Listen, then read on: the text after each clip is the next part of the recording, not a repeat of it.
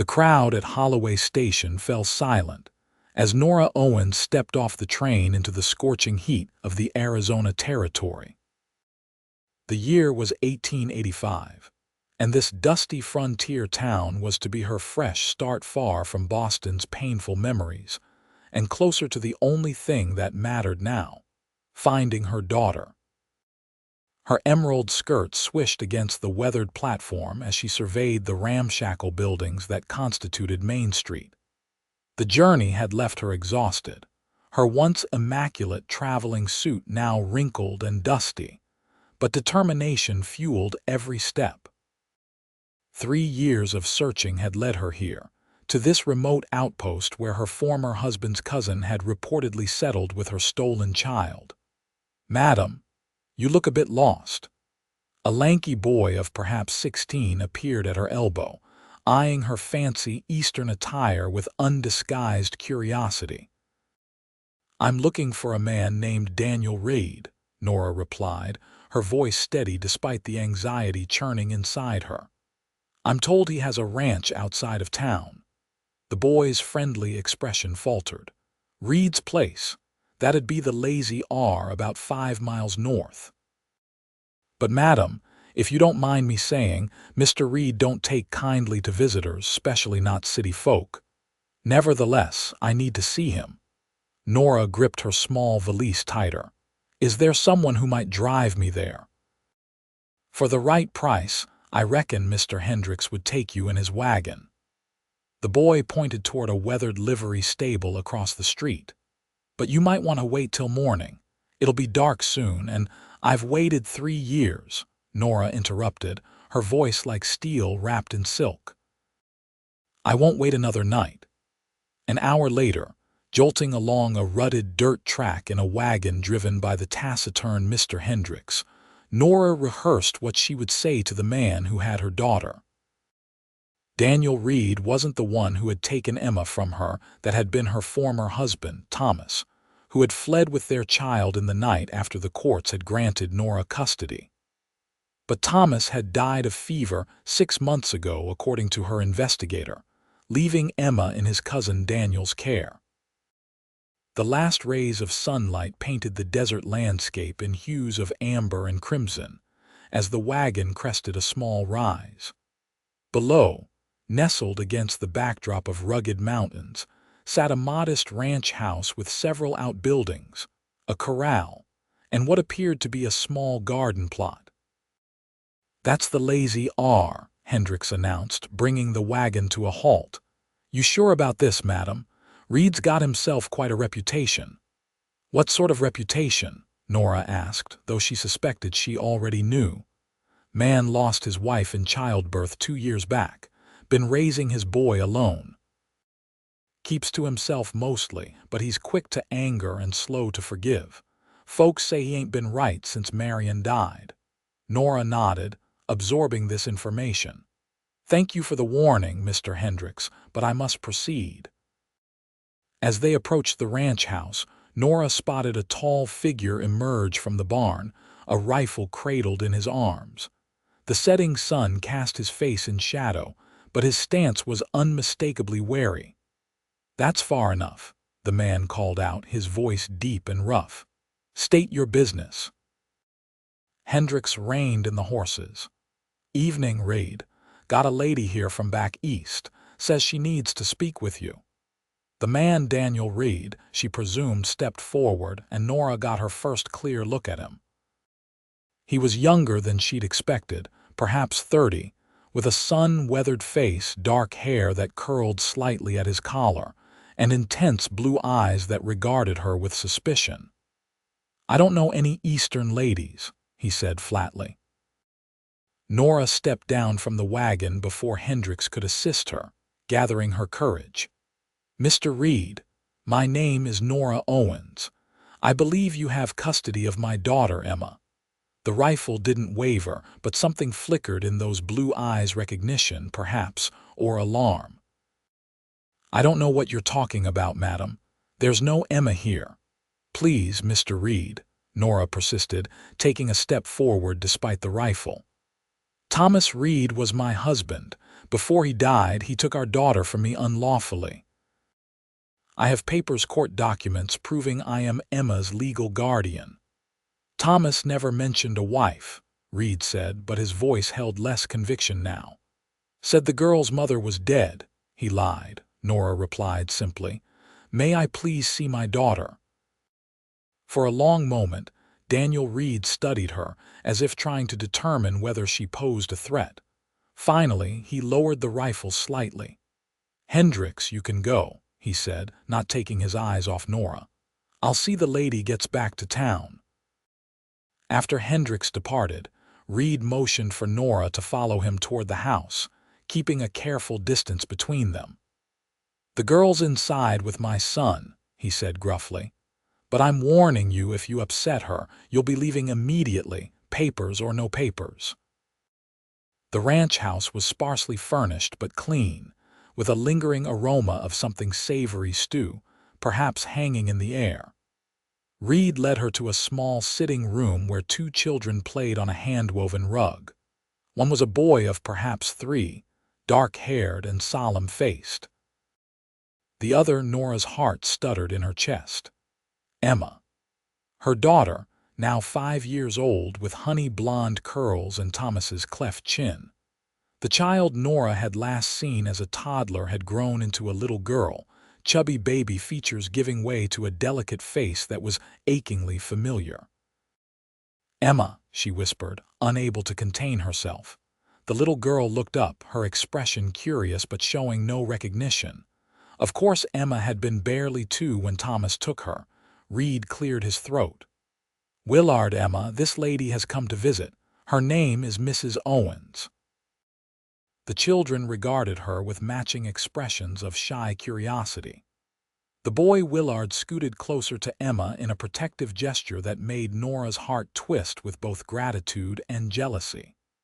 Hello, Nora said softly, kneeling to the children's level despite her travel-worn state. It's very nice to meet you both. Emma smiled tentatively, revealing a missing front tooth. Do you like horses, Mrs. Owens? Uncle Daniel has the best horses, Uncle Daniel. The word stung, but Nora maintained her smile. I do like horses. Perhaps you could show me sometime. Reed's hand came down on Nora's shoulder, firm but not rough. Mrs. Owens won't be staying long enough for that, Emma. It's nearly your bedtime. Why don't you and we'll get ready? I'll be in to read a story shortly. The children obediently gathered their toys and disappeared down a hallway, leaving Nora alone with Reed. As soon as they were out of earshot, he rounded on her. I don't know what game you're playing, but Emma's been through enough. Thomas told me her mother abandoned them both. Nora drew herself up to her full height, though she still had to tilt her head back to meet his gaze. Thomas Reed was a liar and a thief. He stole my child in the middle of the night after the court awarded me custody. I have spent every penny I had searching for her. She reached into her valise and withdrew a packet of documents, thrusting them at Reed. Here are the court papers, Mr. Reed, and here, she pulled out a small daguerreotype, is a picture of Emma and me, taken just before she was taken. Reed took the photograph reluctantly, studying the image of a younger Nora holding a laughing toddler. His jaw tightened. Even if this is true, he said after a moment, Emma doesn't know you. She thinks of this as her home now. Uprooting her again would only cause more harm. She is my daughter, Nora replied, her voice breaking slightly. I have dreamed of this day for 3 years. Please don't ask me to walk away now. Reed ran a hand through his hair, visibly conflicted. It's late. The children need their sleep, and we both need time to think. There's a spare room you can use for tonight. We'll talk more in the morning. It wasn't the reunion Nora had imagined, but it was a start. Thank you, Mr. Reed. Willard, he corrected gruffly. Willard Neville, and I'm not doing this for you, I'm doing it for Emma. Dawn arrived with the crowing of a rooster and the distant lowing of cattle. Nora had barely slept, lying awake in the narrow bed in Reed's spare room, listening to the unfamiliar sounds of the ranch and thinking of her daughter sleeping just down the hall. She rose early, washing her face in the basin provided and changing into the only other dress. She had brought a simple blue cotton that seemed better suited to ranch life than yesterday's travel outfit. When she emerged from the room, she found Willard in the kitchen, stirring something on the stove while the children sat at a rough-hewn table, eating what appeared to be porridge. Emma looked up as Nora entered, and for a moment, there was a flicker of curiosity, perhaps in her eyes. Then Willard turned from the stove, his expression guarded. "The coffee's hot if you want some," he said, gesturing to a pot on the stove. "Thank you." Nora poured herself a cup, painfully aware of the awkwardness that hung in the air. Little Willard Will, as his father called him, watched her with solemn dark eyes. "Are you a friend of Pa's?" he asked. Before Nora could answer, Reed spoke. "Mrs. Owens is visiting for a little while. She's from back east, like where Emma came from," Will persisted. A tense silence fell. Reed's jaw tightened, but he nodded. "Yes, like that." After breakfast, Reed sent the children out to feed the chickens, then turned to Nora. "I read your papers last night," he said without preamble. "Seems Thomas lied to me too. Said Emma's mother had run off with another man, leaving them both." "That sounds like Thomas," Nora said bitterly. "He couldn't bear to admit he lost in court. The judge ruled in my favor because Thomas had gambling debts and a tendency toward violence when he drank." Reed's gaze sharpened. "Did he hurt you?" Nora looked away. "Sometimes. But more often he would disappear for days, leaving Emma and me without money for food. When he returned, he'd be remorseful, bringing gifts he couldn't afford. It was no way to raise a child. And yet you still want her back." "She's my daughter," Nora said simply. "Every day without her has been agony." Reed studied her for a long moment, then sighed heavily. "I promised Thomas I'd look after her. She and Will have become like siblings. Taking her away would break his heart too." "I understand this is difficult," Nora said carefully. "But surely you can see I can't simply walk away now that I've found her." Before Reed could respond, the door burst open and Emma ran in, her face alight with excitement. "Uncle Daniel, the mama hen hatched her eggs. Come see." Reed's expression softened as he looked at the child. "In a minute, sunshine. Mrs. Owens and I are talking." Emma turned her attention to Nora then, studying her with the forthright curiosity of childhood. "Your hair is the same color as mine," she observed. Nora's heart constricted. "Yes, it is. My real mama had hair like mine too." "That's what Uncle Daniel says." "Does he?" Nora glanced at Reed, who had the grace to look uncomfortable. "Emma," Reed said gently, "why don't you go back outside with Will? I'll come see the chicks soon."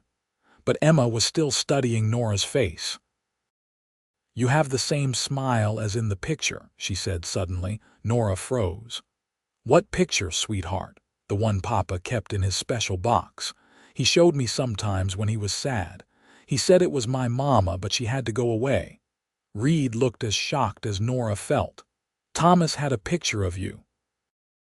"It seems he couldn't quite erase me completely," Nora said softly, then turned back to Emma. "What else did your papa tell you about your mama?" Emma's brow furrowed in concentration. "He said she was pretty and smart, and she used to sing songs to make me sleep. And that she loved me very much but couldn't be with us." Tears welled in Nora's eyes. Even in his lies, Thomas had given their daughter something true to hold on to.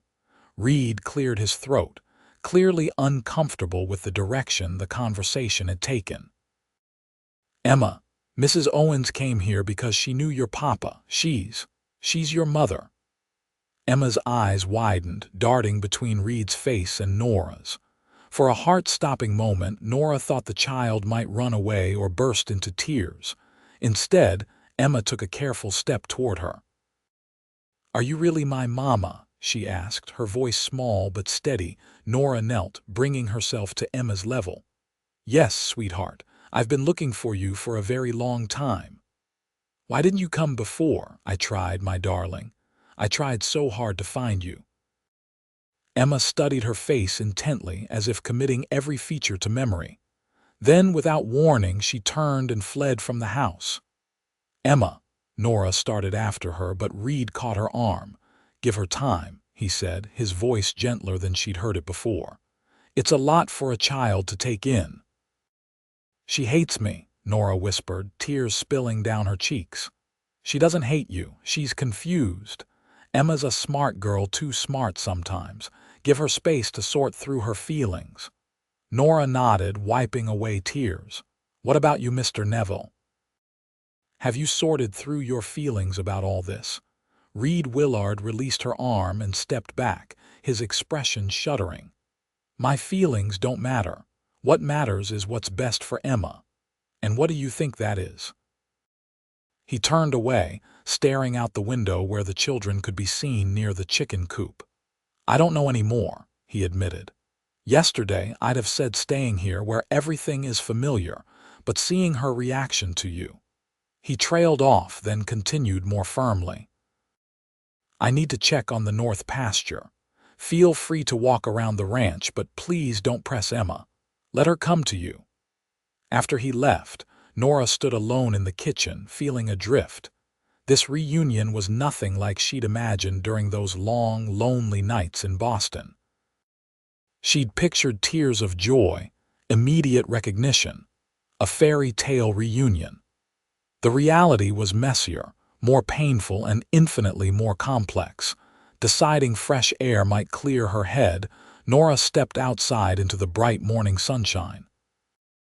The ranch was larger than it had appeared at dusk, with several corrals, a substantial barn, and fenced pastures stretching toward distant hills. To her right, she could see Emma and Will still by the chicken coop, their heads bent together in conversation. As she watched, little Will put a protective arm around Emma's shoulders. The sight brought fresh tears to Nora's eyes. Emma had found family here, people who clearly loved her. Was it right to disrupt that, even for the sake of a mother's love? Turning away to give the children their privacy, Nora wandered toward the garden she'd glimpsed yesterday. It was a neat patch of land, carefully tended, with rows of vegetables and a small section of herbs. Someone, Reed, she supposed, had built a rough arbor where climbing roses were beginning to bloom. Miss Marion planted those, a voice said behind her. Nora turned to find Will standing there, his expression serious beyond his years. Miss Marion, Nora repeated gently, Pa's wife. She died when I was little. The boy scuffed at the dirt with his boot. Pa says she's with the angels now. I'm very sorry, Nora said, genuinely moved by the child's matter-of-fact acceptance of such loss. Will shrugged. I don't remember her much, but Pa says she was real nice. He gets sad when he talks about her. The boy fixed Nora with a penetrating gaze. Are you really Emma's mama? Yes, I am. Are you going to take her away? The directness of the question caught Nora off guard. I don't know yet, Will. I've missed her very much. She's my sister, Will said with the simple certainty of childhood. Pa says so. You care about her a great deal, don't you? Will nodded solemnly. She was scared when she first came, had bad dreams. I let her sleep in my room sometimes when Pa wasn't looking. Nora's throat tightened with emotion. This little boy, barely more than a toddler himself, had helped her daughter through her fear and grief. That was very kind of you, Will. The boy shrugged again, uncomfortable with the praise. Emma's hiding in the hayloft, he said, changing the subject. She goes there when she's sad. Thank you for telling me, Nora said softly. Should I go talk to her, do you think? Will considered this question with the seriousness of a judge weighing evidence. Maybe, but don't make her cry again. I'll try my very best not to. As Will ran off to resume his chores, Nora made her way to the barn, her heart pounding. The interior was cool and dim after the bright sunshine, smelling of hay, leather, and horses. It took a moment for her eyes to adjust. "Emma," she called softly. "Are you in here, sweetheart?" There was no response, but Nora thought she heard a small shuffle from above. She located a ladder leading to the hayloft and, gathering her skirts, climbed carefully. At the top, she found Emma curled in a nest of hay, clutching what appeared to be a rag doll. "May I join you?" Nora asked, staying by the ladder. Emma didn't look up but nodded slightly. Nora settled herself on the hay, leaving space between them. "That's a lovely doll," she said after a moment. "Uncle Daniel made her for me," Emma replied, her voice barely audible. "Her name is Daisy." Nora smiled, though her heart ached at this further evidence of Reed's care for her daughter. "That's a beautiful name." They sat in silence for a while, the only sounds the occasional stamp of a horse below and the distant lowing of cattle. Finally, Emma spoke. "If you're my real mama, why did Papa say you went away?" Nora chose her words carefully.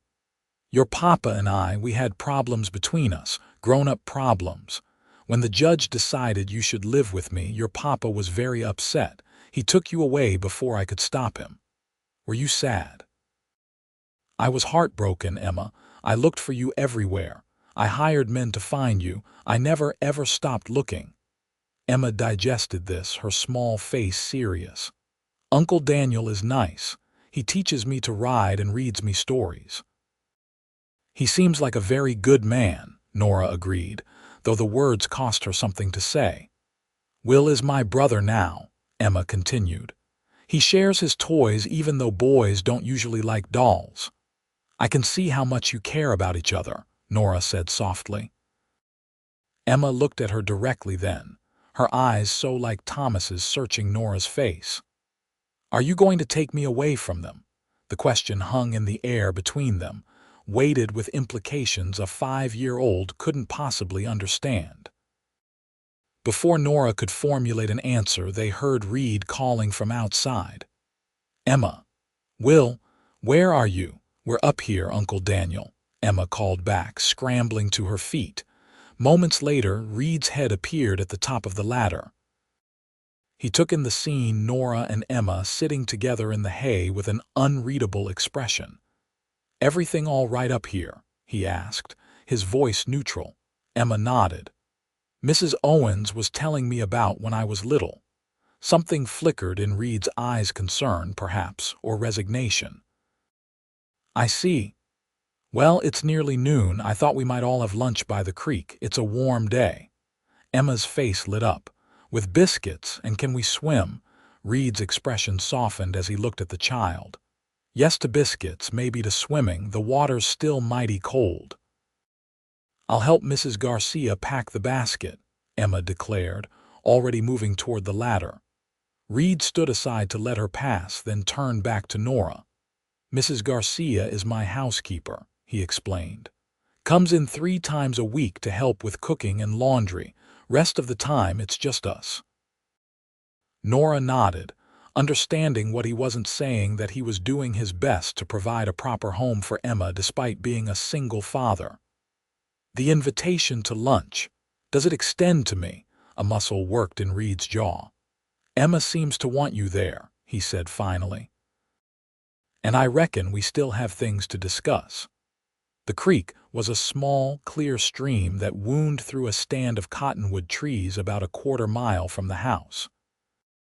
Reed led them there on horseback, Emma riding in front of him while Nora and Will followed on a gentle mare Reed assured her was steady as they come.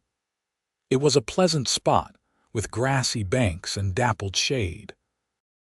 Mrs. Garcia, a motherly Mexican woman who had greeted Nora with curious but kind eyes, had packed a generous lunch of cold chicken, biscuits, apple preserves, and a jug of lemonade. As they ate, Emma gradually relaxed, telling Nora about her pony, Butterscotch, and how Uncle Daniel was teaching her to rope calves. Will, initially reserved, eventually joined in, proudly describing how he could already ride by himself most times. Reed said little, but Nora caught him watching her interactions with the children, his expression thoughtful. When lunch was finished and the children begged to wade in the creek, he nodded his permission, helping them remove their shoes and roll up their pant legs and skirts. As the children splashed in the shallow water, squealing at its coldness, Reed turned to Nora. "You're good with them," he said, surprising her with the compliment. "Thank you," she replied. "They're wonderful children." Reed picked up a flat stone and skipped it across a deeper pool in the creek. "I've been thinking about what you said about Thomas taking Emma unlawfully. I believe you." Nora waited, sensing there was more. "The thing is," Reed continued, "Emma's settled here. She's happy. Uprooting her again." He trailed off, then started again more firmly. "I'm not saying you don't have rights. You do. But I'm asking you to consider what's best for her. And you believe that's staying here. With you." Nora couldn't keep a hint of challenge from her voice. Reed met her gaze squarely. "I believe sudden changes are hard on children. I believe she needs stability." "I can provide stability," Nora countered. "I have a home in Boston, savings enough to care for her properly. Boston's a long way from everything she knows now. So was Arizona from Boston when Thomas brought her here." Reed flinched slightly at that, acknowledging the point. "What do you propose then? That you simply take her away tomorrow? Back to a place she doesn't remember, away from people she's come to love?" "I don't know," Nora admitted, her voice breaking slightly. "I've dreamed of finding her for so long, but I never considered. I never thought she might have found another family." They fell silent, watching the children play. Emma was showing Will how to make a little dam with stones, her face alight with the pleasure of teaching something to her younger brother. "She has your smile," Reed said suddenly. "I noticed it the first day Thomas brought her here, but I didn't know why it seemed familiar until I saw you yesterday." Nora's heart swelled with a strange mixture of joy and pain. "She has her father's eyes, though, and his stubborn chin." Reed's lips quirked in what might have been the beginning of a smile. "Stubborn is right. Girl knows her own mind, that's for certain." "Mr. Neville," Nora began. "Willard," he corrected her again. "If we're going to figure this out, you might as well use my given name." "Willard," she amended. "I won't pretend I'm not desperate to have my daughter back, but I can see how much she cares for you and Will. I don't want to cause her more pain." Reed Willard studied her face for a long moment. "What if," he said slowly, "what if you stayed? Not forever necessarily, but for a while. Give Emma time to get to know you before making any decisions about her future." The suggestion took Nora by surprise. "Stay here, at your ranch. We have the spare room. It's not fancy, but it's private." He hurried on, as if afraid she'd refuse immediately. "It would give you time with Emma without uprooting her right away, and it would give us time to figure things out." Nora considered the offer. It wasn't what she had planned. She'd expected to take Emma back to Boston immediately, but she had to admit it made sense. Rushing Emma away might only traumatize her further, and this way she could begin building a relationship with her daughter gradually. "How long are you suggesting?" she asked cautiously. Willard shrugged. "A few weeks, a month. Long enough for Emma to understand who you are to her, long enough for all of us to decide what happens next. And if, at the end of that time, I still wish to take her back to Boston," Willard's jaw tightened, but he nodded, "then we'll cross that bridge when we come to it. But at least she'll know you. At least it won't be a stranger tearing her away from the only home she remembers." The words stung, but Nora recognized the truth in them. "All right," she said finally. "I'll stay, for Emma's sake." Something like relief flickered in Willard's eyes. "For Emma's sake," he agreed.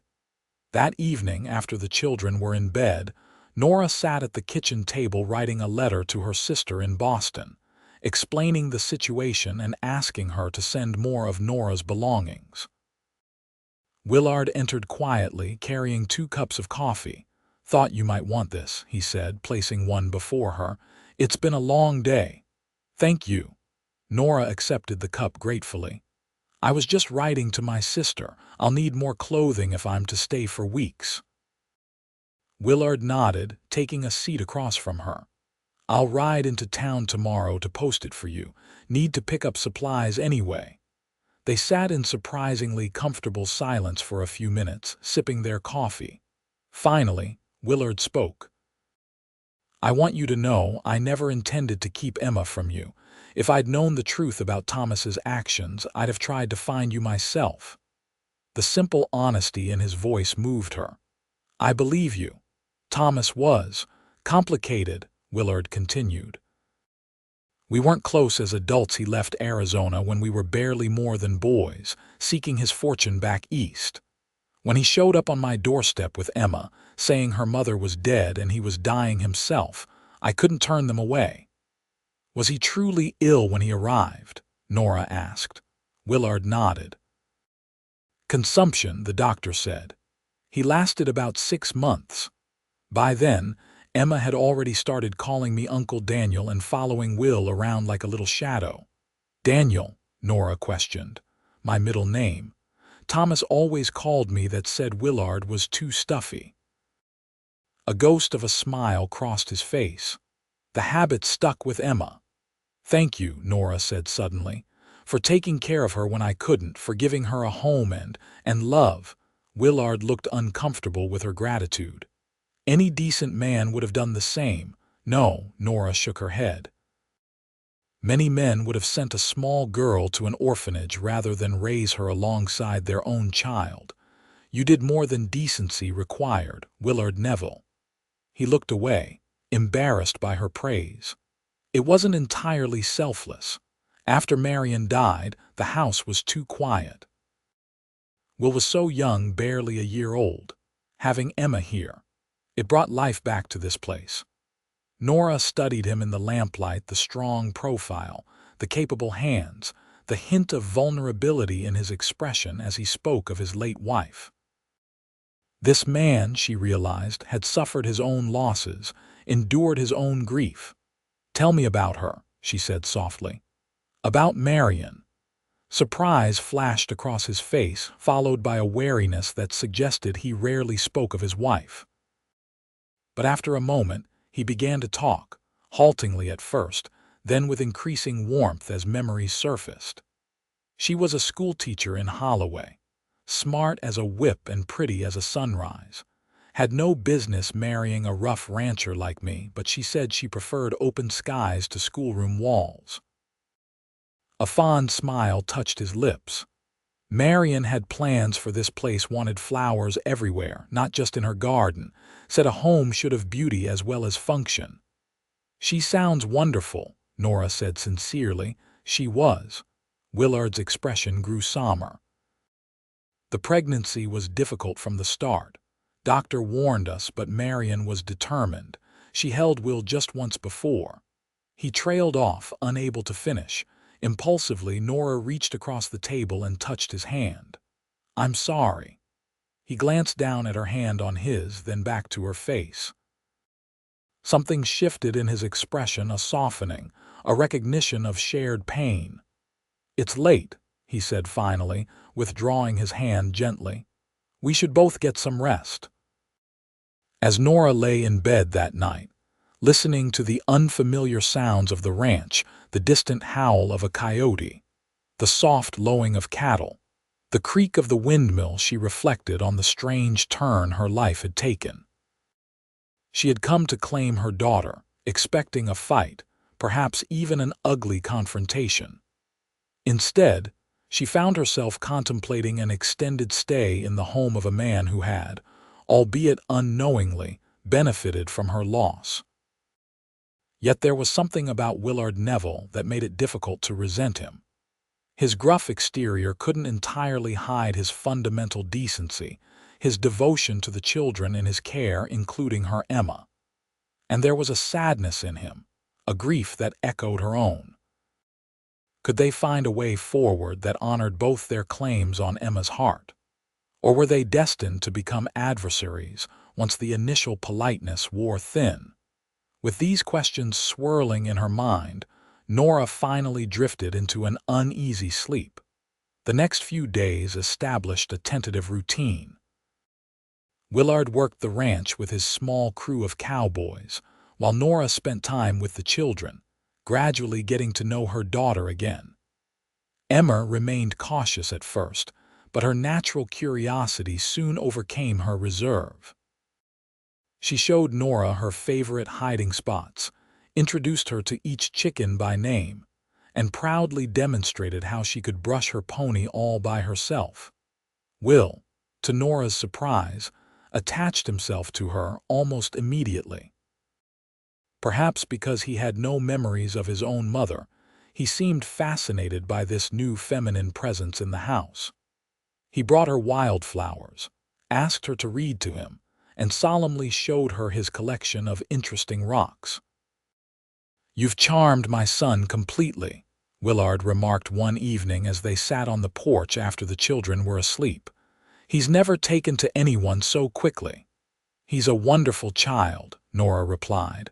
"You've raised him well." "I've done my best," Willard said, a hint of defensiveness in his tone. "It's not easy raising children without a mother." "I didn't mean to imply otherwise," Nora hastened to assure him.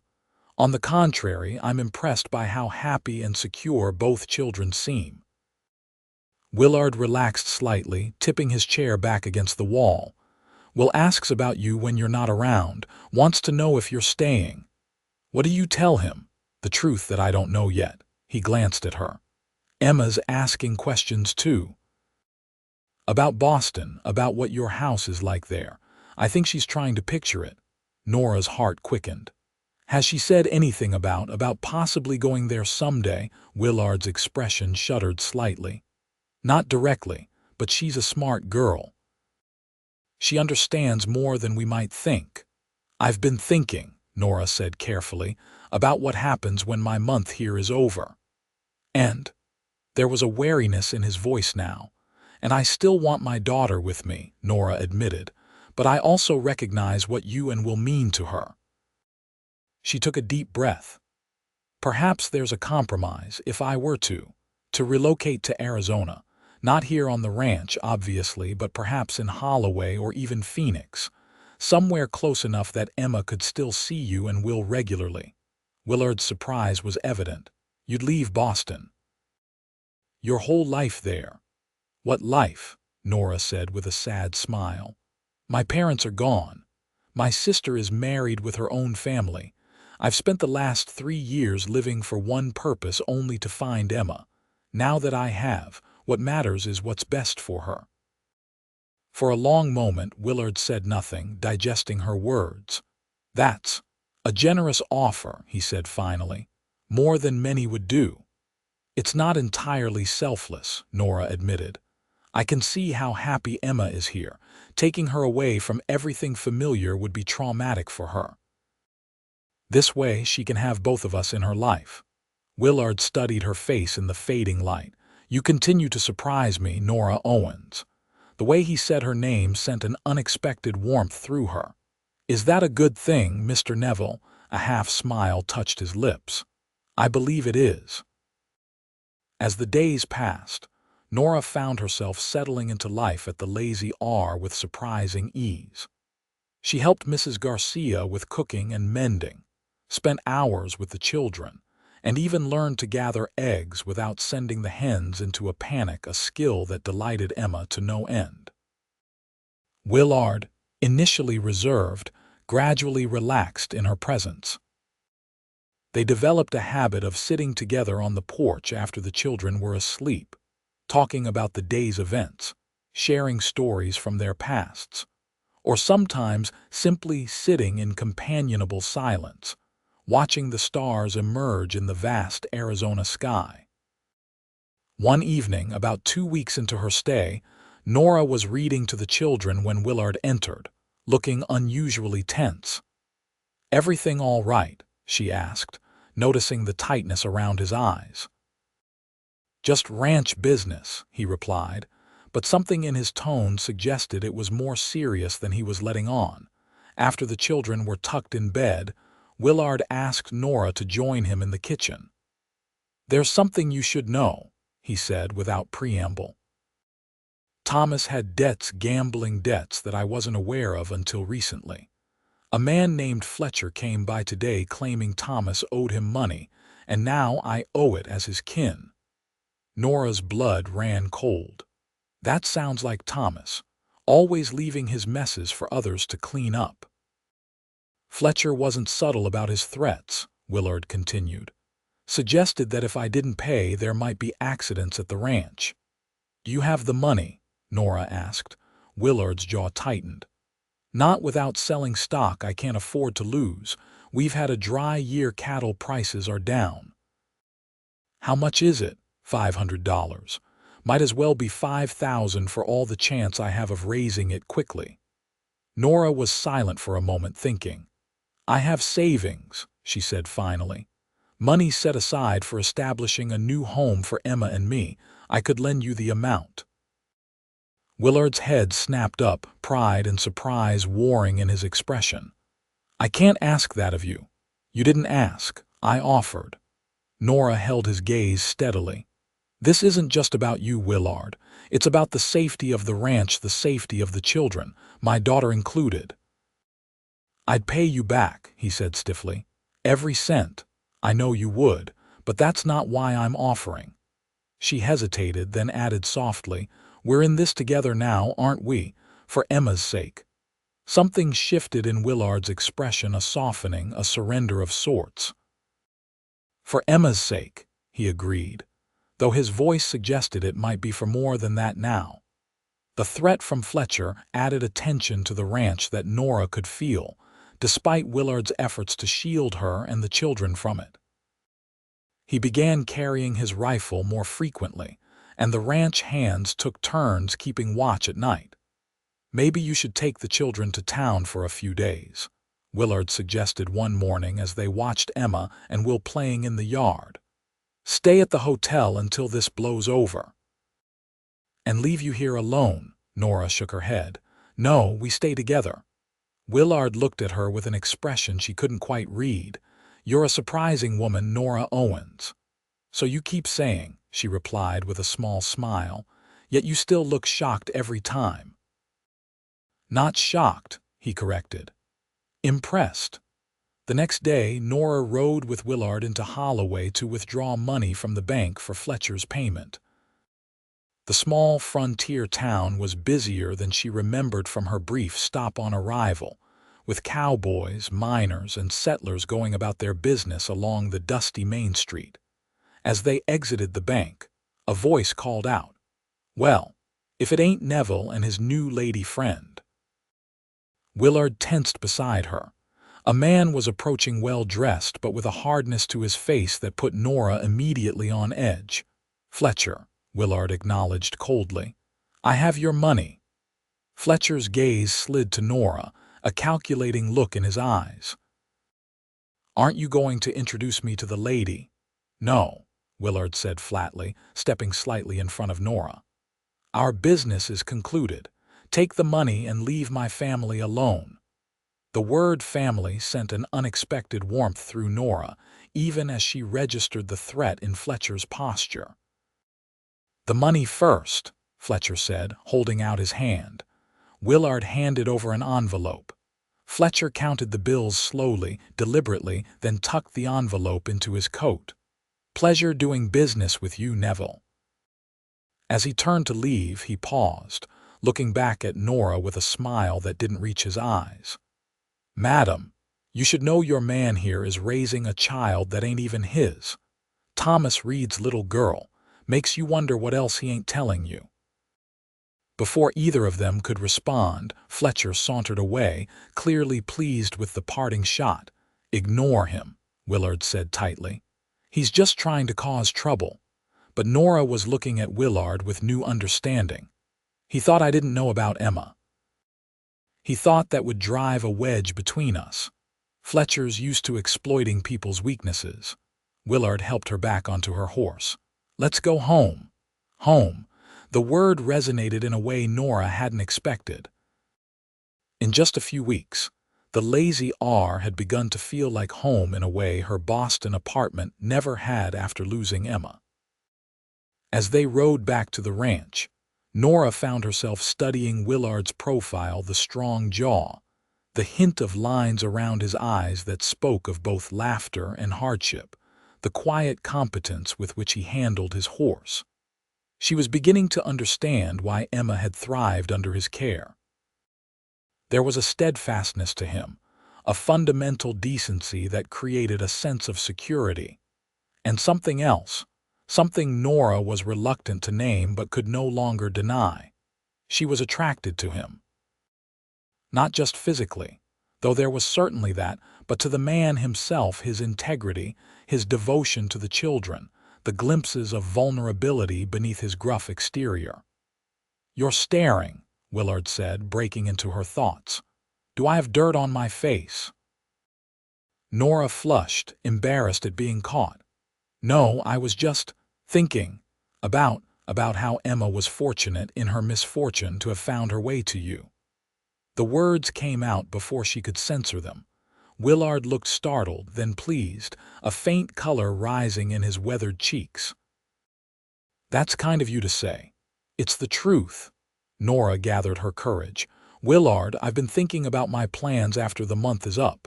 He tensed visibly. And I think my idea of settling nearby might be the best solution. Emma could split her time between us, perhaps. It wouldn't be ideal, but it would allow her to maintain her relationship with you and will while getting to know me better." Willard was silent for a long moment, his eyes fixed on the trail ahead. "Is that really what you want? To share custody of your daughter with a man who was, until a few weeks ago, a stranger to you?" "You're hardly a stranger now," Nora pointed out softly. He reined in his horse, turning to face her fully. "No, I suppose I'm not. But Nora, you deserve more than half a life with your daughter. You've searched for her for years. You should have the chance to be her mother fully." "What are you saying?" Willard looked away, then back at her, something like determination in his eyes. "I'm saying perhaps there's another solution, one we haven't discussed." Before he could elaborate, they heard a shout from ahead. One of Willard's ranch hands was galloping toward them, his face grim. "Boss, there's trouble at the ranch. Fletcher's men, they've taken the children." The world seemed to tilt beneath Nora. "Emma," she gasped. "Will." Mrs. Garcia was watching them, the cowboy explained breathlessly. "Two men came, said they had a message from you, boss. When she got suspicious, they pushed her aside and grabbed the kids. They're headed north toward the old mining camp." Willard's face had gone deadly pale beneath his tan. "How long ago?" "Not 20 minutes. Mrs. Garcia is pretty shaken up but not badly hurt." Willard turned to Nora, his eyes fierce. "Ride back to town. Get the sheriff." "No," Nora said firmly. "I'm coming with you. Nora, this is dangerous. They have my daughter." Her voice left no room for argument. "I'm coming." For a moment, Willard looked as though he might protest further. Then something shifted in his expression, respect, perhaps, or recognition of a determination that matched his own. "Stay close to me," he said finally. "And if I tell you to run, you run." "Understood." Nora nodded, her heart pounding with fear for the children but steadied by Willard's competent presence beside her. The old mining camp was a collection of abandoned shacks and rusted equipment about 5 miles north of the ranch. As they approached, Willard signaled for silence, guiding them through a stand of scrubby trees that provided some cover. "There," the ranch hand whispered, pointing to the largest of the shacks. "Saw movement inside." Willard dismounted, motioning for Nora to do the same. "Jake, circle around back. I'll approach from the front. Nora, stay with the horses until we know it's safe." "The children," Nora began. "We'll get them," Willard promised, his eyes meeting hers with an intensity that left her breathless. "Trust me." Before she could respond, he was moving, rifle in hand, his steps silent on the rocky ground. Jake disappeared in the opposite direction. Nora stood with the horses, every nerve straining for sounds of the children. Minutes passed, agonizing, endless minutes. Then a shout, followed by the crack of a gunshot. Nora's heart lurched. Unable to bear the waiting any longer, she tied the horses securely and moved toward the shack, staying low as Willard had done. As she neared, she heard voices, men arguing, and then, blessedly, a child's cry that she recognized as Will's. Peering around the corner of a smaller building, Nora could see the main shack. The door was open, and just inside stood one of Fletcher's men, holding Will by the arm. Of Willard, Jake, and Emma, there was no sign. Making a split-second decision, Nora picked up a rock and threw it as hard as she could against the side of the shack opposite her position. The clatter drew the man's attention. As he turned to look, Nora darted forward, her only thought to reach Will. "Hey!" the man shouted, spotting her. But before he could raise his gun, Will bit down hard on his hand. The man yelped, his grip loosening just enough for Will to wriggle free and run toward Nora. She scooped him up, turning to flee when another shot rang out. Nora froze, clutching Will to her chest, certain they were about to be killed. "Drop the gun, Fletcher," came Willard's voice, cold and deadly, "or the next one won't miss." Nora turned to see Willard emerging from inside the shack, his rifle trained on Fletcher, who stood with his hands half raised. Behind Willard, Jake appeared, holding Emma by the hand. "Emma!" Nora cried. The little girl broke free from Jake and ran toward her. "Mrs. Owens." As Nora knelt to embrace both children, keeping a wary eye on Fletcher, she felt a surge of fierce protectiveness unlike anything she'd experienced before. These were her children now, both of them, and she would die before letting anyone hurt them. "This ain't over, Neville," Fletcher snarled. "Thomas Reed owed me more than money. He stole something of mine before he skipped town." "Whatever grievance you had with Thomas died with him," Willard replied steadily. "Touch my family again and I'll kill you." There was no bluster in the words, just a simple statement of fact that even Fletcher seemed to recognize. With a final glare, he backed away, then turned and mounted his horse, galloping away with his men close behind. The moment they were gone, Willard rushed to where Nora knelt with the children. "Are you hurt? Either of you?" he asked, his hands gentle as they checked Will and Emma for injuries. "We're okay, Pa," Will said, his voice small but brave. "I bit the bad man." "I saw that," Willard said, a hint of pride breaking through his concern. "That was quick thinking, son." Emma had her face buried in Nora's shoulder, trembling slightly. "I was scared," she whispered. "I know, sweetheart," Nora soothed, stroking her hair, "but you're safe now, we found you." "You both came," Emma said, looking between Nora and Willard. "You both came to save us." Something passed between Nora and Willard, then an understanding, a shared purpose that transcended their individual claims on the children. "Of course we did," Willard said softly. "That's what families do." The ride back to the ranch was subdued, the children clinging to the adults with a tenacity born of their ordeal. Mrs. Garcia fussed over them upon their return, checking for injuries and plying them with warm milk and cookies, despite the afternoon heat. After the children were finally settled for a nap, exhausted by their experience, Nora and Willard sat at the kitchen table, the emotional aftermath of the day catching up with them both. "I thought I might lose them," Willard said, his voice rough with emotion. "Both of them." "But we didn't," Nora replied, reaching across the table to take his hand. "We found them in time." Willard looked down at their joined hands, then up at her face. "Earlier, before we were interrupted, I was about to suggest something." "What was it?" Nora asked, though something in his expression made her heart beat faster. A different solution to our situation. He took a deep breath as if gathering courage. Nora, in these few weeks, I've come to admire you greatly. Your determination, your courage, your kindness toward my son. And I've seen how much Emma has begun to respond to you, to recognize something in you that speaks to her blood. Willard, Nora began, but he held up a hand. Please, let me finish before my courage fails me. He squeezed her hand gently. What if, instead of dividing Emma's life between two homes, we joined our families? What if you and I were to marry? The proposal, so unexpected and yet somehow not entirely surprising, left Nora momentarily speechless. I know it's sudden, Willard hurried on, misinterpreting her silence. And I'm not suggesting. That is, it could be a marriage of convenience for the children's sake. You'd have your own room, of course, and Willard, Nora interrupted, a smile beginning to curve her lips. Are you proposing to me? He flushed slightly but met her gaze steadily. I believe I am. Doing a poor job of it, too. It's not what I expected when I came here, Nora admitted. But then, nothing has been what I expected. Is that a yes? Willard asked, hope warring with uncertainty in his eyes.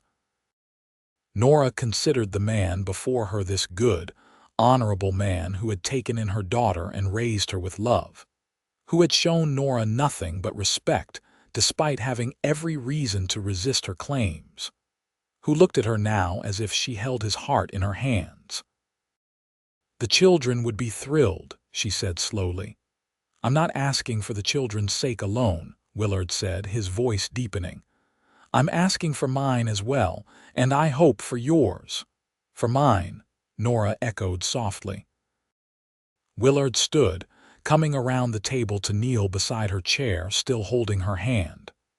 Nora Owens, I believe I'm falling in love with you. I didn't expect it, didn't look for it, but there it is. If you need time, she silenced him with a finger to his lips.